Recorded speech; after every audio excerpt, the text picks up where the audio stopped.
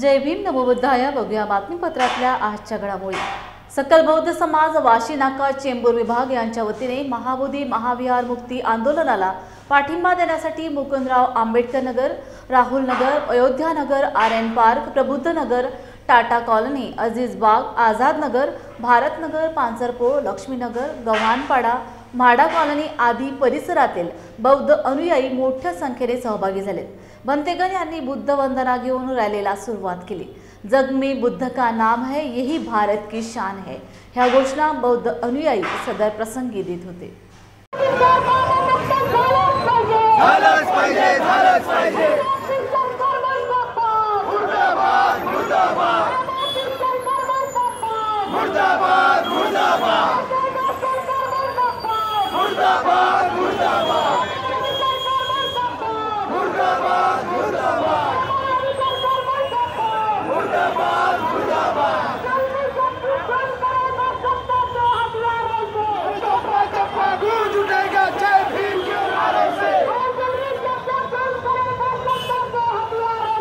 चप्पा चप्पा गूंज उठेगा जय भीम के नारे से।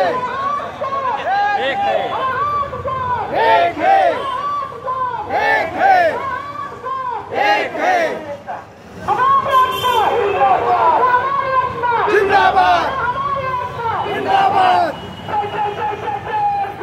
जय भीम, जय भीम, जय भीम, जय भीम।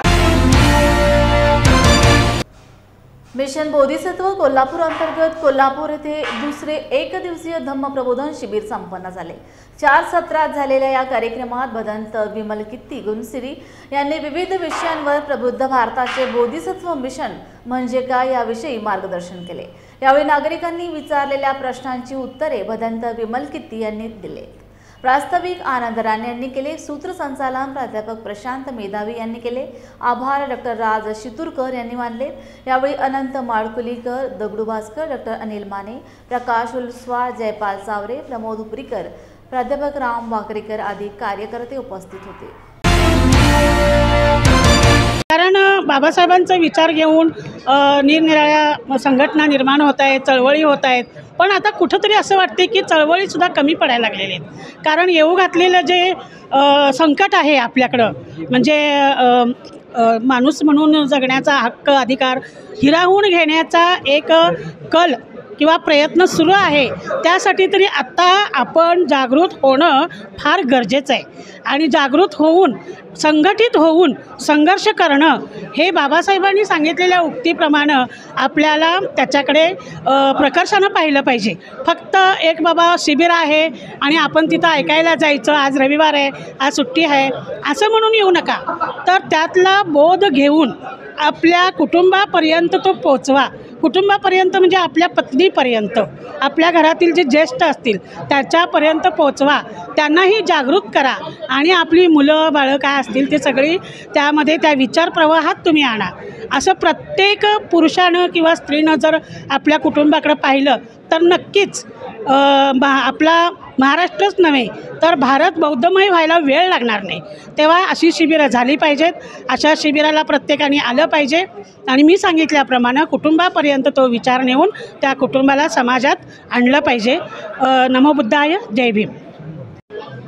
खऱ्या अर्थानं बाबासाहेबांचं जे मिशन बोधिसत्व जे अपूर्ण आहे हे पूर्ण करण्याची जबाबदारी तुम्हा सर्वांची आहे। परंतु अलीकडच्या काळामध्ये अनेक संघटना, धम्मसंघटना म्हणूया आपण, प्रत्येकजण आपापल्या पातळीवरती विचाराच्या पातळीवरती काम करतो आहे आणि थोडंसं हे कुठंतरी समाजातलं भरकटलेलं चित्र दुरुस्त करण्याची वेळ आलेली आहे असं आम्हाला निश्चितपणे वाटू लागलं।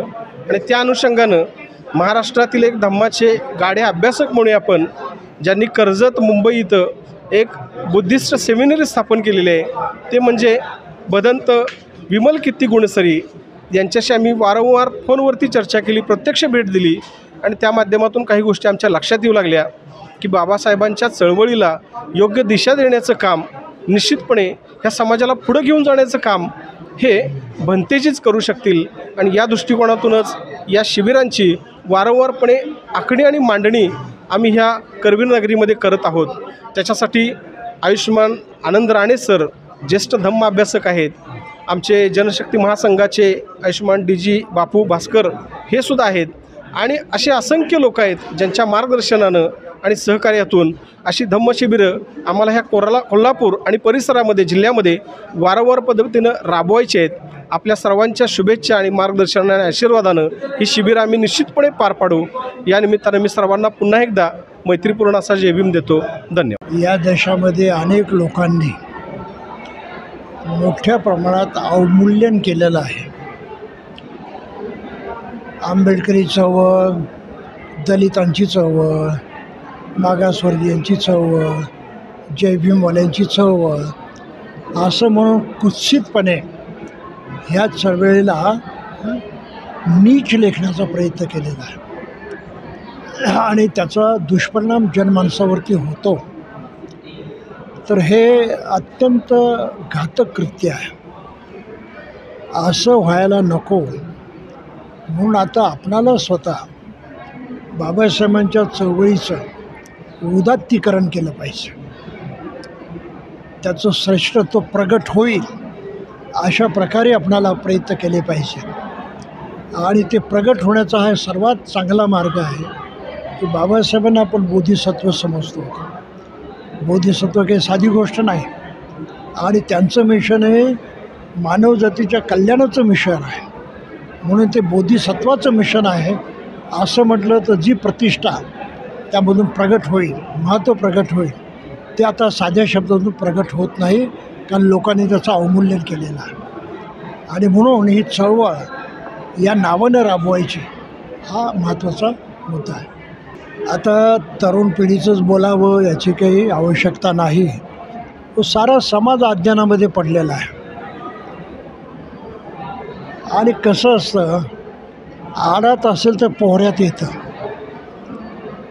आणि त्या घरादारामध्येच काही नाही तर आता पोरांचा काय विचार करता तुम्ही. त्यामुळं प्रबोधन नुसतं तरुणांचंच नाही, आईबापांचं सुद्धा झालं पाहिजे. त्याशिवाय सुधारणा व्हायची नाही. नाही तर पोरांनी एक विचार करायचा आणि आईबापांनी घरात भलतं करायचं, त्यामुळं आणखी ताणतणाव वाढते. म्हणून प्रशिक्षण तरुण पिढीनं जरूर अगत्यानं घ्यावं, परंतु सर्वांनीच प्रशिक्षण घेणं फार महत्त्वाचं आहे. त्याशिवाय पर्याय नाही. जय भीम. बोला. जय भीम. आता आज इथं जे धम्मशिबिर होत आहे बोधिसत्व मिशन, त्याची आज आपल्या दलित समाजाला अत्यंत गरज आहे. जे गट तट शहरात ग्रामीण भागात जे झालेले आहेत त्यांना एकत्र आणून जो खरा बाबासाहेबांचा विचार आहे तो लोकांपर्यंत नेण्यासाठी अशा शिबिराची गरज आहे. बिहार राज्यातील बुद्धगया महाबोधी महाविहार बौद्ध धर्मियांच्या ताब्यात मिळावे. 6 जुलै 1949ला या संदर्भात करण्यात आलेला कायदा रद्द करावा या मागणीसाठी संपूर्ण देशभरात गेल्या 40 दिवसांपासून लाखोंच्या संख्येत ठिकठिकाणी मोर्चे आंदोलने सुरू आहेत. याबाबत बुद्धगया महाबोधी महाविहाराचा नेमका इतिहास काय, तसेच बिहार सरकारने तात्काळ तो कायदा रद्द करून महाबोधी विहार बौद्धांच्या ताब्यात द्यावे या संदर्भात कायदेशीर व न्यायालयीन मागणी करणारे वरोरा येथील विनोद खोब्रागळे यांनी आमचे लॉर्ड बुद्धा टीव्हीचे प्रतिनिधी मिलिंद धनवीज यांच्याशी नागपूर येथील दीक्षाभूमी येथे एका मुलाखती दरम्यान चर्चा करताना सविस्तर माहिती दिली. बघूयात. आज आम्ही आहोत नागपूर येथील पवित्र दीक्षाभूमी येथे. जी दीक्षाभूमी संपूर्ण जगामध्ये ओळखली जाते, याच दीक्षाभूमीवरती डॉक्टर बाबासाहेब आंबेडकरांनी रक्ताचा एकही थेंब न सांडविता जगातली महान अशी धम्मक्रांती केलेली आहे. याच दीक्षाभूमीवरती आज आम्ही आहोत.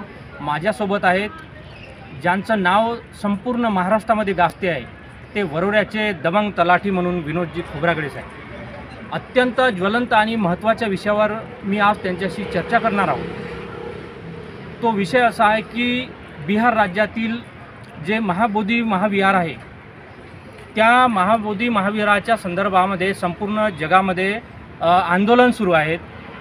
गेले 40 दिवस झाले तिथे बौद्ध धम्माचे आमचे धम्मगुरू जे आहेत ते आंदोलन करायला बसलेले आहेत की तिथलं जे महाबोधी विहार आहेत हे बौद्धांच्या ताब्यामध्ये देण्यात यावं. परंतु तिथे जो त्या व्यवस्थापन समितीमध्ये जो कायदा करण्यात आलेला आहे, जो महाबोधी टेम्पल ॲक्ट 1949 जो आहे, त्याचा आधार घेऊन ते विहार बौद्धांच्या ताब्यामध्ये ते देत नाही आहे तिथलं सरकार.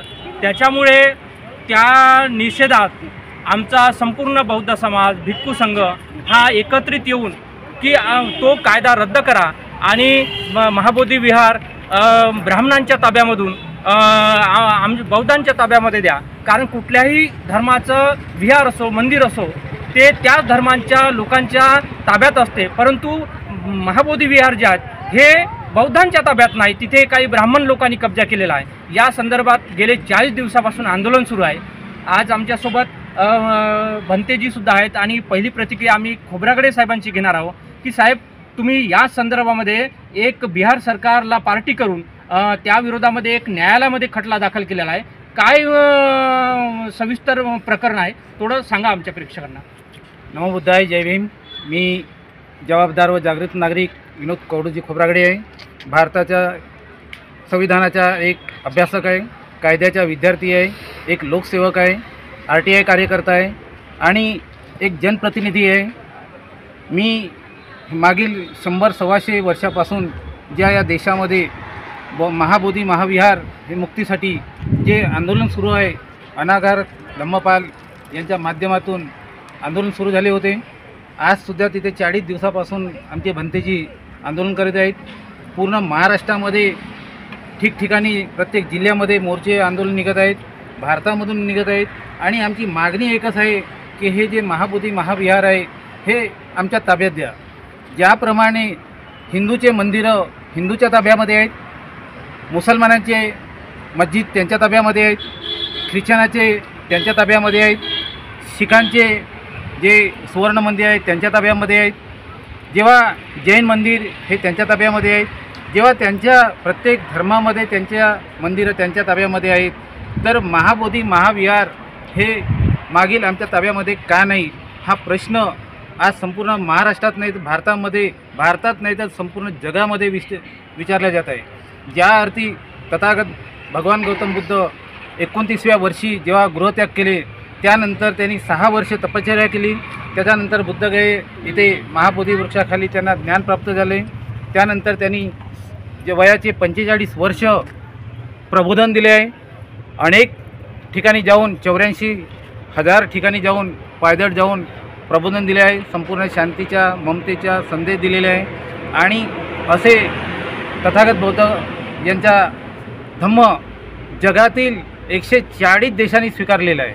हे एकमेव अशी क्रांती आहे की रक्ताचा एक थेंब न सांडवता सुद्धा तथागत बुद्धांनी हा धम्म पूर्ण विस्तारित केलेला आहे आणि असा जागतिक दर्जाचा धम्म जे महाबोधी महाविहार आमच्या तथागत गौतम बुद्धाचं जे ज्ञानप्राप्तीचे केंद्र आहे ते आज आमच्या ताब्यात नाही आहे.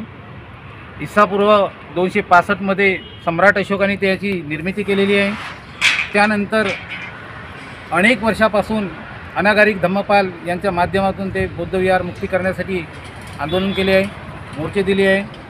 त्यानंतर तिथे जे काँग्रेसचे एक सचिव होते त्यांनीसुद्धा ते बौद्धविहार मुक्तीसाठी प्रयत्न केले. मात्र महात्मा गांधी यांनी स्वातंत्र्य पहिले मिळू द्या, नंतर आम्ही तुमचा विचार करू असे सांगितले आणि स्वातंत्र्य मिळाल्यानंतर लगेच महात्मा गांधीला गोळी मारून ठार करण्यात आले.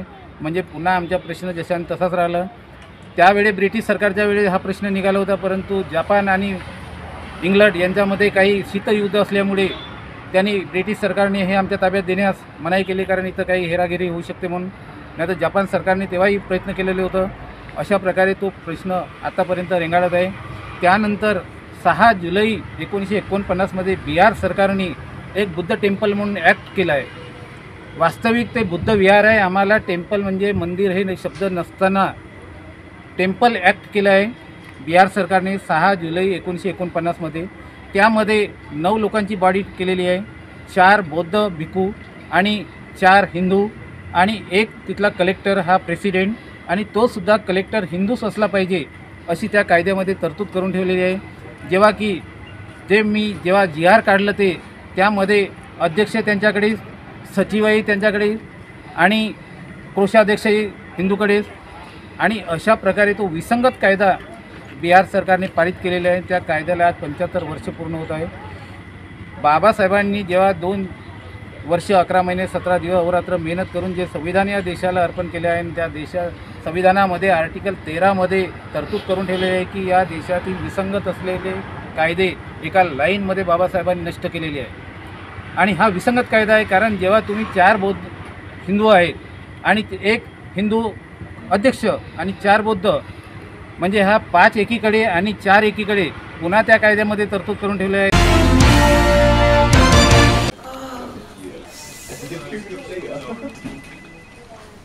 बॉस ने मीटिंग बुलाई.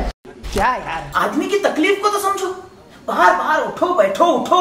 जनाब, तकलीफ उठने बैठने की नहीं, तकलीफ बवासीर की है. बवासीर, फिशर, भगंदर, पाइलोनियल साइंस का आयुर्वेद तथा आधुनिक लेजर से उपचार. अभ्युदय पाइल्स लेजर हॉस्पिटल, लोहार समाज भवन के पीछे, महापुष्प सोसाइटी, शताब्दी नगर चौक से मनीष नगर रोड, नागपुर. कॉल और विजिट करें www.pilesfistulacure.com. मंडळी, तुम्हाला फॅमिली सोबत चांगली वन डे पिकनिक करायची आहे का? मग आजच भेट द्या सातपुड्याच्या पर्वत रांगेत कोल्हार प्रकल्पाच्या पायथ्याशी निसर्गाच्या कुशीत वसलेलं श्याम लीला टुरिझम अँड रिसॉर्टला. पारंपरिक शेतकी संस्कृती आणि नाविन्यपूर्ण सेवा सुविधांचा अनोखा संगम. प्रशस्त फळबाग व शिवार फेरी, मुलांना एन्जॉय करण्यासाठी प्ले एरिया, विविध खेळ, स्विमिंग पूल, रेन डान्स, सेल्फी पॉइंट आणि बरंच काही. नाश्ता आणि चुलीवरील व्हेज नॉन व्हेज जेवणाचा आस्वाद. राहण्याचीही उत्तम व्यवस्था. वन डे पॅकेज 699 पासून सुरू. लग्न, रिसेप्शन, वाढदिवस यासाठी देखील स्वतंत्र व्यवस्था करून मिळेल. अल्पावधीतच लोकप्रिय झालेले कृषी पर्यटन स्थळ श्याम लीला ॲग्रो टुरिझम अँड रिसॉर्ट. बुकिंगसाठी संपर्क मुक्काम तेलंखेडी, नवनाथ आश्रमाजवळ, पांढुर्णा रोड, तालुका सावनेर, जिल्हा नागपूर. मोबाईल 7276366752 किंवा 9021433560. आंबेडकरी चळवळीतील ज्येष्ठ नेते व समाजशास्त्राचे अभ्यासक प्राध्यापक G.D. कांबळे यांना शिवाजी विद्यापीठ अंतर्गत समाजशास्त्रातील समाज जीवन गौरव पुरस्कार मिळाल्याबद्दल व तनिष्क कांबळे व श्रावण बामणे यांची इंडियन आर्मीमध्ये निवड झाल्याबद्दल ऑल इंडिया पॅन्थर सेना निपाणी ग्रामस्थांच्या वतीने सत्कार करण्यात आला आहे. प्रारंभी डॉक्टर बाबासाहेब आंबेडकर यांच्या पुतळ्यास हार अर्पण करण्यात आला. कपिल कांबळे यांनी बुद्धवंदना घेतली. कार्यक्रमाच्या अध्यक्षस्थानी प्राचार्य इंगळे होत्या. सत्काराला उत्तर देताना प्राध्यापक कांबळे म्हणाले, आंबेडकरी चळवळ ही मानवतावादी विचारसरणी असून त्या व्यक्तीला सामाजिक भान असणे गरजेचे आहे. प्राचार्य अच्युत माने, प्राध्यापक दिवाकर, प्राध्यापक सुरेश कांबळे यांची भाषणे झालीत. सुधाकर माने, जिल्हाध्यक्ष अमित शिंदे, शहर अध्यक्ष संदीप माने, पिंटू माने, बबन भोसले, यासिन मनेर, राहुल लाटकर, कपिल कांबळे, साताप्पा कांबळे, रवी कांबळे, सोनिया कांबळे, सनी माने, अजित कांबळे उपस्थित होते. हा कर देशात पॅन्थर म्हणजे देशाला संघटना होती. नंतर काय झालं म्हणून मला तुम्हाला सांगायचं आहे की सामाजिक भान कमी झालं की नको ती वैद्युन्य अभ्यास म्हणून सामाजिक भान कमी होऊ देऊ नका. ते तुमच्या गावात असेल, गावचे काय म्हणायचे, गावचे म्हणजे तुमचं घर बघा, तुमच्या अगोदर तुमचा नंतर समाज बघा, मग राष्ट्र बघा. माझ्या घरात जर वैचारिक मतभेद असेल तर ते राष्ट्रभक्त पॅन्थर सुरू झाले.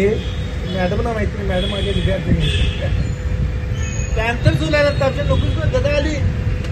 मला सुभाष नाव झाला तर शिकत सोडतो का म्हणून ही 2 मुलं चालले. हा एक पॉझिटिव्ह आहे. हा नुसतं भाषण, सत्कार, समारंभ आमचं तमकं याच्याशी 2 मुलं पुढे चाललेत. हा एक चांगला सकारात्मक होता. सकारात्मक. दुसरा भाग कुठला की प्राध्यापक G.D. कांबळेंना समाजशास्त्र पुरस्कार. आमचं भाग्य असं आहे की आमच्याकडे 3 प्राध्यापक होते, दशाळीकर, G.D. आणि J.D. एकांनाही हा पुरस्कार मिळाला. जे या पॅन्थर संघटनेनं काम सुरुवातीला हातात घेतलं आणि ते काम म्हणजे शेमनेवाडी ते आमच्या गोरगरिबांना इथं अन्याय झाला आणि दगडफेक झाली, त्यावेळेला रातोरात 2 वाजता पॅन्थर संघटना उपस्थितीत होती आणि त्यानंतरनं जे जे काम आम्ही हातात घेतलं ते पॅन्थर संघटनेनं निपाण नगरपालिकेवर कर्मचाऱ्यांच्यावर अन्याय होताना सुद्धा आपण पॅन्थर संघटनेचे पदाधिकारी आम्ही उपस्थित राहिलो. त्यानंतरनं वेगवेगळ्या पद्धतीच्या संविधानावर आपल्या धोका होताना कोणीही काही बोललं तर संविधानावर धोका होत चाललेला होता. त्यावेळेला पण आम्ही निवेदन तहसीलदार साहेबांना पॅन्थर संघटनेमार्फत दिलं. त्यानंतरनं आपण 60 लोकांना पॅन्थर संघटनेमार्फत रमाई स्मारक विश्वरत्न डॉक्टर बाबासाहेब आंबेडकरांनी 14 तळ्याचा सत्याग्रह केला. त्या 14 तळ्याला परत चैत्यभूमीला त्यानंतरनं पॅगोडा अशा प्रकारे 60 युवकांना आम्ही घेऊन पॅन्थर संघटनेमार्फत आम्ही तिथं पोचलो आणि तिथलं भीमाकोरे गावाला पण सुद्धा आम्ही वंदन करून सगळ्या गोष्टी करून इथंपर्यंत आम्ही पोचलो आणि त्यानंतरनं याच माध्यमातून आज आम्ही सत्कार समारंभ घ्यायचा ठरवला की आपल्या पॅन्थरला 2 पॅन्थरला एक प्रेरणास्थान मिळालेलं आहे आपल्या पॅन्थर संघटनेकडून सुद्धा, म्हणून सत्कार समारंभाचं आयोजन केलेलं आहे. आणि हा सत्कार समारंभ करत असताना एक त्याचं कारण आहे, कारण की आजच्या घडीला आपल्या भारत देशामध्ये युवकांना आपल्या कुठल्याही जॉब मिळत नाहीत, कोणतीही संधी मिळणं झाल्या, शिक्षण घेऊन सुद्धा आपली लोक अशीच राहत आहेत मुलं सुद्धा. त्यामुळं आज या 2 पॅन्थरने आज एक आपल्या जातोडेस भागातून सुद्धा निप्पाणी शहराचं नाव सुद्धा उज्ज्वल केलेलं आहे. कारण की हे इंडियन आर्मी म्हणजे की साधीसुधी अशी गोष्ट नाही आहे, कारण की या देशाची सेवा बजावता येत नाही आहे. त्यासाठी आपल्या पॅन्थर संघटनेमार्फत त्यांना शुभेच्छा दिलेल्या आहेत. भारतीय संविधानाच्या अमृत महोत्सवी वर्षानिमित्त महाविहार परिवार नांदेडच्या वतीने संविधानाचे गाढे अभ्यासक डॉक्टर सुरेश माने यांचे संविधान बदलाचे व महाबोधी विहार हडपण्याचे षडयंत्र या विषयावर व्याख्यान, तर समता सैनिक दलाचे राष्ट्रीय संघटक प्रदीप गायकवाड यांचे अनुसूचित जाती जमाती प्रवर्गाच्या आरक्षणाचे उपवर्गीकरण व बजेट या 2 विषयांवर जाहीर व्याख्यानांचे आयोजन करण्यात आले होते. कार्यक्रमाच्या अध्यक्षस्थानी ज्येष्ठ आंबेडकरी नेते सुरेश दादा गायकवाड होते. या प्रसंगी महाविहार परिवाराचे ज्येष्ठ सदस्य हिरामन वाघमारे यांच्या अमृत महोत्सवी वर्षानिमित्त सत्कार करण्यात आला. प्रारंभी भगवान बुद्ध व डॉक्टर बाबासाहेब आंबेडकर यांना अभिवादन करून सामुदायिक त्रिशरण पंचशील व संविधानाच्या प्रास्ताविकेचे वाचन केल्यानंतर म्यानमार व थायलंड येथे विनाशकारी झालेल्या भूकंपात मृत्युमुखी पडलेल्या बौद्ध भिक्खू, नागरिक व इतिहासकार दिवंगत माननीय म. देशमुख यांना भावपूर्ण श्रद्धांजली अर्पण करण्यात आली. कार्यक्रमात शहरातील नागरिक मोठ्या संख्येने उपस्थित होते. सप्रेम जय भीम. मी ॲडव्होकेट डॉक्टर भीमराव हटकर, महाविहार परिवार नांदेडचा एक सन्माननीय सदस्य आहे आणि संविधानाच्या अमृत महोत्सवी वर्षानिमित्त देशाचे विविध कार्यक्रम आयोजित होत आहेत. त्या अनुषंगानं आम्ही नांदेडमध्ये देखील संविधानविषयी बदलाचे जे काही षडयंत्र आहे त्याच्यावर संविधानाचे गाढे अभ्यासक मुंबई विद्यापीठाचे माजी विधी विभाग प्रमुख डॉक्टर सुरेश माने यांचं व्याख्यान आयोजित केलं होतं. तद्वतच अनुसूचित जाती जमातीचं जे काही उपवर्गीकरणाचा सुप्रीम कोर्टाचा निकाल आलेला आहे 1 ऑगस्ट 2024 रोजी, त्या निकालाच्या अनुषंगानं या उपवर्गीकरणाविषयी आणि अनुसूचित जाती जमातीच्या अर्थसंकल्पीय बजेटविषयीचा कायदा व्हावा यासाठी प्रदीप गायकवाड यांचं व्याख्यान आणि संविधानाच्या बदलाचे जे षडयंत्र देशात चालू आहे आणि तद्वतच महाबोधी विहार मुक्ती आंदोलनाविषयी जे काही कायद्याची बाजू आहे, जी संविधानिक बाजू आहे, वैधानिक बाजू आहे, याबद्दलचं जनतेला माहिती व्हावी, त्यांना या गोष्टीचं संपूर्ण ज्ञान व्हावं आणि समाजामध्ये हा प्रश्न समोपचारानं, चर्चेनं आणि कुठलाही वाद न होता, कुठलाही वितंडवाद न चिघळता हा प्रश्न समोपचारानं सुटावा यासाठी आम्ही समाजाची बौद्धिक गरज लक्षात घेऊन या कार्यक्रमाचं आयोजन केलेलं होतं. सर्वांना जय भीम. मी डॉक्टर गौतम कापुरे. काल नांदेडमध्ये महाविहार परिवाराच्या वतीने व्याख्यानाचा कार्यक्रम आयोजित करण्यात आला होता. डॉक्टर सुरेश माने सरांचं जे व्याख्यान आयोजित करण्यात आलं होतं महाविहाराच्या संदर्भाने, त्याच्या संदर्भात मी एक आपल्यासमोर गीत गाणार आहे. बुद्ध गयेच्या बुद्ध विहारी हो, बुद्ध गयेच्या बुद्ध विहारी, काहो भटांची घुसपेट, काहो भटांची घुसपेट, सांगा मोदी सेठ आम्हाला, सांगा मोदी सेठ, सांगा मोदी सेठ आम्हाला, सांगा मोदी सेठ. पुढं या गीताचे गीतकार ॲडव्होकेट डॉक्टर भीमराव हटकर सर असं म्हणतात, अशोकाचे विहार होते, विहारांचे बिहार होते, हो अशोकाचे विहार होते, विहारांचे बिहार होते, भारताच्या गळ्यामध्ये त्रिरत्नाचे हार होते, हो भारताच्या गळ्यामध्ये त्रिरत्नाचे हार होते, बोधिवृक्षाच्या छायेखाली हो, बोधिवृक्षाच्या छायेखाली होते श्रीलंकेचे बेट, होते श्रीलंकेचे बेट, सांगा मोदी सेठ आम्हाला, सांगा मोदी सेठ, सांगा मोदी सेठ आम्हाला, सांगा मोदी सेठ. बुद्ध गयेच्या बुद्ध विहारी हो, बुद्ध गयेच्या बुद्ध विहारी, काहो भटांची घुसपेट, काहो भटांची घुसपेट, सांगा मोदी सेठ आम्हाला, सांगा मोदी सेठ, सांगा मोदी सेठ आम्हाला, सांगा मोदी सेठ. धन्यवाद. जय भीम. क्या हुआ बहू? माँ, पाइल्स की बहुत तकलीफ हो रही है. तो तुम गुदरोग सर्जन के पास क्यों नहीं गई? देखो, जैसे हार्ट के लिए हार्ट स्पेशलिस्ट, ब्रेन के लिए ब्रेन स्पेशलिस्ट, तो पाइल्स के लिए पाइल्स स्पेशलिस्ट क्यों नहीं? स्त्री हो या पुरुष, टॉयलेट में तकलीफ केवल पाइल्स ही नहीं, और भी कई प्रकार के गुदरोग तथा कैंसर भी हो सकता है. इसीलिए इसकी प्रत्यक्ष जांच जरूरी है. ठीक है माँ, पर जांच के लिए हम जाएंगे कहाँ? वही काले आयुर्वेदिक पाइल्स हॉस्पिटल में. लेकिन माँ, प्रेगनेंसी में पाइल्स की दवाइयाँ? प्रेगनेंसी में आयुर्वेदिक दवाइयाँ सुरक्षित होती है. जनहित में जारी. काले आयुर्वेदिक पाइल्स हॉस्पिटल, औषधि चिकित्सा तथा सर्जरी ट्रीटमेंट उपलब्ध. हमारा पता उमरेड रोड, दिघौरी बस स्टॉप के पास, नागपुर. अधिक जानकारी के लिए वेबसाइट पर जाएं kalepailshospital.com.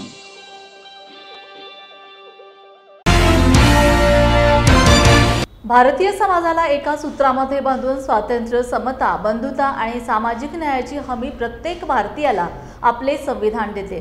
अशाच महान संवैधानिक मूल्याचा जागर विद्यार्थी, युवक व नागरिकांमध्ये होण्यासाठी भारतीय संविधान विचार जागर स्पर्धेचे राज्यस्तरावर आयोजन केल्याची माहिती इलाइट सर्टिफिकेशन अँड इनोव्हेटिव्ह सोल्युशन्सचे संचालक आबासाहेब थोरात यांनी पत्रपरिषदेत दिली. भारत हा लोकशाही प्रधान देश आहे आणि या भारतीय लोकशाही प्रधान देशामध्ये समता, स्वातंत्र्य, न्याय आणि बंधुत्व याची न्यू डॉक्टर बाबासाहेब आंबेडकरांनी 9 डिसेंबर 1946 ते 26 नोव्हेंबर 1949 म्हणजे 2 वर्ष 11 महिने ही चर्चा, डिबेट्स घडून 145 दिवसात संविधान पूर्ण केलं आणि 26 जानेवारी 1949ला हे संविधान पूर्ण झाल्यानंतर 26 जानेवारीला संविधान पूर्ण देशात लागू झालं. मित्रहोत, संविधानाची प्रचार आणि प्रसार करत असताना आजही आपण पाहतोय की ज्या संविधानाच्या आपण आर्थिक असो, सामाजिक असो, शैक्षणिक असो किंवा राजकीय संस्था असोत, संविधानाशिवाय चालू शकत नाही, बोलू शकत नाही. पण खंत अशी आहे की त्या संविधानाचा प्रचार आणि प्रसार हा अतिशय तुटका असल्यामुळे बऱ्याचशा लोकांना संविधान माहीत नाही. म्हणून ह्या संविधानाचा प्रचार आणि प्रसार होण्याकरिता आज आपल्याकडे elite certification and innovative solution Nashik यांच्याकडनं पूर्ण महाराष्ट्रभर ही जी संविधानाची सम्यक वृद्धी स्पर्धा आहेत, या संविधान जनजागृतीसाठी आमच्याकडे आबासाहेब थोरात आलेले आहेत. आबासाहेब थोरात, मला एक प्रश्न विचारायचा आहे की डॉक्टर बाबासाहेब आंबेडकरांनी आम्हाला हे संविधान दिलं, परंतु आजही आम्ही आर्टिकल 1 म्हणण्याप्रमाणे की इंडिया दॅट इज भारत, परंतु अजूनही संपूर्ण भारतात काही लोक हिंदुस्थान म्हणते आणि तुम्ही जनजागृती करायला निघाले, तर यावर तुमचं मत काय राहील? आमचं मत आहे असं आहे की आजही लोकांना संविधानाचं महत्त्व पोचलेलं नाही. आजही बाबासाहेब जेव्हा सांगतात की जेव्हा बाबासाहेब संविधानाची सुरुवात करतात त्या संविधानाच्या पुस्तकाची, तर तिथेच म्हटलेलं आहे आम्ही भारतीय लोक म्हणजे आम्ही फार महत्त्वाचं आहे, तेवढंच भारतीय महत्त्वाचं आहे. आणि मग पुढे बाबासाहेब असं म्हणतात की India that is Bharat. Hindustan हा कुठेही उल्लेख बाबासाहेबांनी केलेला नाही आहे. आणि म्हणून आपण ॲक्च्युली संविधानात काय दिलेलं आहे, संविधानाचा अभ्यास कसा करायचा आहे की घराघरात संविधान पोहोचलं पाहिजे. म्हणून आम्ही भारतीय संविधान विचारजागर स्पर्धा परीक्षा ह्या उपक्रमाला सुरुवात केलेली आहे. भारतीय संविधान विचारजागर स्पर्धा परीक्षेचं औचित्य जे आहे, आता संविधानाला 75 वर्ष पूर्ण झालेली आहेत. भारतीय संविधानाचा अमृत महोत्सव सध्या सुरू आहे आणि याच निमित्ताने घर घर संविधान पोहोचावं या उद्देशाने आम्ही भारतीय संविधान विचारजागर स्पर्धा परीक्षेचं आयोजन केलेलं आहे. यापूर्वीच्या विचारजागर स्पर्धा परीक्षा ज्या होत्या त्या आम्ही जिल्हास्तरीय आयोजित करत होतो. त्यात महापुरुषांचा सिलेबस घेऊन आम्ही विद्यार्थ्यांपर्यंत पोहोचत होतो. पण आता या निमित्ताने आपण संपूर्ण राज्यभर भारतीय संविधान स्पर्धा परीक्षेचं आयोजन केलेलं आहे. यामध्ये 3 गट प्रामुख्याने केलेले आहेत. जो एक 7वी ते 10वीचा एक गट आहे, 11वी ते पदवीचा एक गट आहे आणि ओपन टू ऑल म्हणजे खुला गट आपण असा ठेवलेला आहे. ही स्पर्धा परीक्षा संपूर्णपणे MPSCच्या धर्तीवर आहे आणि या स्पर्धा परीक्षेमध्ये यशस्वी होणाऱ्या विजेत्यांसाठी जो कोणी विजेता असेल त्याला पहिलं पारितोषिक आम्ही 3 लाख रुपये देणार आहोत, दुसरं पारितोषिक 2 लाख रुपये आणि तिसरं पारितोषिक 1 लाख रुपये आहे. तसेच सहभागी होणाऱ्या प्रत्येक स्पर्धकास आपण मेडल आणि प्रमाणपत्र देखील देणार आहोत. आणि जो कोणी सहभागी यात होतोय स्पर्धक त्या विद्यार्थ्याला किंवा त्या स्पर्धकाला संविधानाची प्रत ही आपण घरपोच देणार आहोत. आणि प्रत्येक जिल्ह्यामध्ये आपण सेंटर उपलब्ध करून देणार आहोत की जिथे ही स्पर्धा परीक्षा होईल आणि त्यानंतर बक्षीस वितरण समारंभ होईल. आणि या स्पर्धा परीक्षेसाठी आम्ही संविधानाचा प्रचार आणि प्रसार करण्यासाठी एक संविधान रथाची निर्मिती केली आहे, जो की नाशिकवरून सुरू होऊन आता आपल्या नागपूरमध्ये आलेला आहे. आपल्या नागपूरचे काही सहकारी आहेत जे याला जोडले जात आहेत आणि प्रत्येक ठिकाणी आम्ही जाऊन घराघरात संविधान पोचावं, त्याचे मूल्य कळावेत, त्याचे तत्त्व कळावेत आणि संविधानाचं महत्त्व प्रत्येकाला आज क्या संवैधानिक मूल्य क्या संविधानाचे मूल्य काय आहेत आणि ते सर्वसामान्य लोकांपर्यंत आणि सर्वसामान्य विद्यार्थ्यांना संविधानाचे मूल्य आहेत. आमच्या जे विद्यार्थी हा कार्यक्रम बघतील तर संविधानाचे थोडक्यात आम्हाला मूल्य सांगावेत. आपण त्यासाठी एक स्वतंत्र कार्यक्रम करावा. मला असं वाटतं की संविधानाचे मूल्य हे काही 2 मिनिटात सांगण्याची गोष्ट नाही आहे. संविधानाचे मूल्य ही जाणून घेण्याची गोष्ट आहे आणि त्यासाठी जो काही कालावधी किंवा जो काही वेळ लागणार आहे त्यासाठी स्वतंत्र आपण एक कार्यक्रमच आपल्या TV चॅनलवर करू. आणि मी आपल्या माध्यमातून प्रेक्षकांना सांगेल किंवा इतरांनाही सांगेल की आपण संविधानाचा मूल्य हाच एक विषय घेऊन आपल्या चॅनलवर एक मोठा उपक्रम करू. आता तात्पुरता आम्ही ह्या संविधानाच्या विचारजागर स्पर्धा परीक्षेसाठी याच्या लॉन्चिंगसाठी नागपूरमध्ये पोहोचलेलो आहोत आणि ते जाहीर करण्यासाठी इथं आलेलो आहोत. आबा साहब थोरात, हम अगर संविधान मूल्य की बात करते हैं, संविधान के जो सैद्धांतिक तत्व है, न्याय है, स्वतंत्रता है, बंधुत्व है, ये जो 4 मूल्य 4 पिलर्स है उसके ऊपर संविधान है. और संविधान की नींव हम जब तक जो छोटे छोटे गांव में छोटे छोटे कस्बे में जो बच्चे रहते हैं उनके लिए ये संवैधानिक तत्व जो है मूल्य है वो वहाँ तक जाना चाहिए. इसलिए ये आबा साहब थोरात उनकी टीम काम कर रही है. बहुत बहुत धन्यवाद. जय भीम, जय भारत, नमो बुद्धाय. जय भीम इंडियाच्या बातमीपत्रात वेळ झाली येथेच थांबण्याची. पुन्हा भेटूया ताजा घडामोडी घेऊन. जय भीम. आप देख रहे हैं लॉर्ड बुद्धा TV.